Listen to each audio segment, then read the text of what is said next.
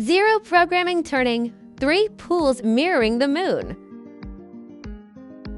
First, let's give a brief overview. Introduction to the system interface.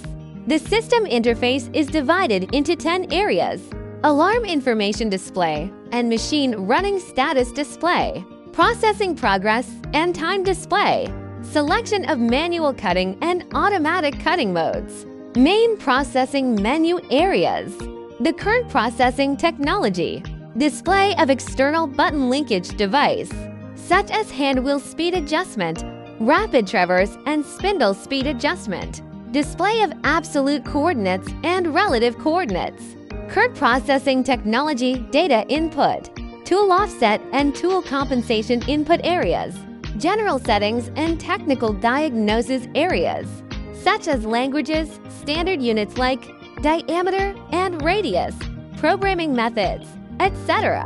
Click the H icon and select the step shaft processing from the arc machining operations. After creating the step shaft, enter the workpiece parameters in sequence: Z-axis machining length, bar left diameter, bar right diameter, and the radius of the circular arc.